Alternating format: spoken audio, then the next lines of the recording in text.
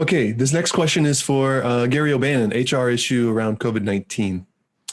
I have an employee who started working with me about a year and a half ago. They refuse to come to work, and they still refuse to come to work and claim it's because of COVID. Not that they have COVID, but that they're afraid of contracting COVID if they come back to work. Can I terminate that employee? In general, the answer is going to be no to that question, but there's more to come. You will need to formally document why that employee is refusing to return to work, because the way the law is currently drafted, some reasons may be legally protected on behalf of that employee and then others are not. So speaking more generally, those declining to return to work just because they want to remain on unemployment are not protected. I think we all know that. So yes, you can require those individuals to return to work. If they continue to refuse or decline, then they risk losing their job, and they can potentially also forfeit their unemployment benefits as well. So you want to be sure that you secure those documentation notes. However, here's the caveats. Those who choose not to return to the work site because they have expressed a fear of contracting COVID have to be handled a little bit more delicately. Employees that have what they call a generalized concern about contracting COVID are not protected. And that would be all of us, right? We all have a generalized concern of going out, picking up food, walking in the park, or whatever we may be doing around people and contracting COVID. So that's how a generalized concern is defined. However, there's a big difference between those of us who have a general concern and those that have a reasonable and more specific fear of why they don't want to contract COVID. Maybe it's because they have an underlying health condition. That would probably be the most common way or reason. Or maybe there's something that makes them more susceptible to complications from COVID.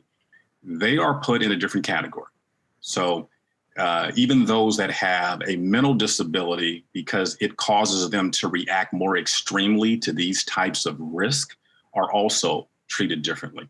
These situations are supposed to be handled and legally need to be handled as any other request for an accommodation under the Americans with Disabilities Act. And then you can't forget to check any state laws that might be relevant to that as well, because you have the federal ADA, but then some states have also passed some laws as well. So that would be germane to your particular state.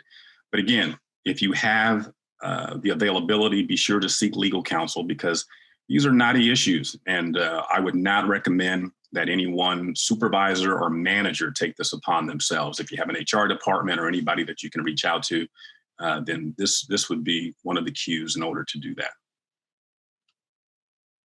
Excellent. Thanks, Gary. I have a follow-up question with that. Please.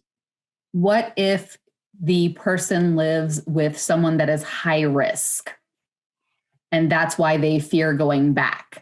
Because it puts that person who cannot be out and about at a much higher risk. Yeah, absolutely. And that's a good follow-up. I would not put them in a generalized bucket. I would put them in the more reasonable and more specific bucket as to why they would have a fear of contracting COVID. And putting the law aside, which is what I was trying to address in the first part of my answer, just as an employer, even if you're not familiar with the law, you still want to do what I always call the right thing to do.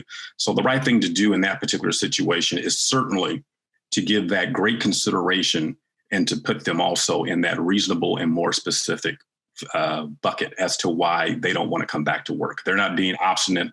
They're not being negligent in any way towards their job, but they have a reasonable and a more specific fear, which that would qualify.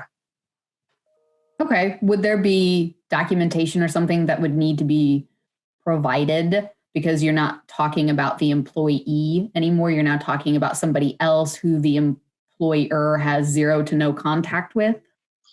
You know, it depends on, they can voluntarily obviously submit that information. So I would ask, I would say, can you provide some reasonable documentation to that effect? And then have them respond, whether or not they are going to do that or not. I think most employees would not have any issue with that, because their goal is to keep their family safe and to keep themselves safe, and then also to retain their job. In terms of mandating it, then again, I think that would be probably a question more for legal counsel, but I would certainly push to have them submit that information to you.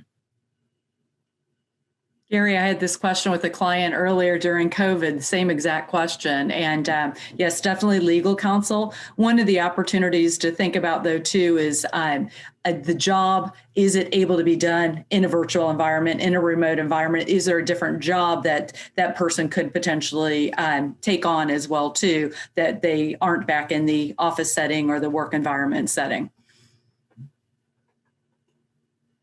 One thing you mentioned in your session, Gary, is that that reasonable accommodation of working remotely is now Common. more reasonable than it was perhaps prior to March. Yeah, absolutely. Yeah. And you certainly want to err on the side of safety with the employee. So if you're ever in that fork in the road and maybe the law might be on your side, I still would recommend that you err on the side of safety and caution, and that you try to show your employee that you understand the situations that they're trying to deal with.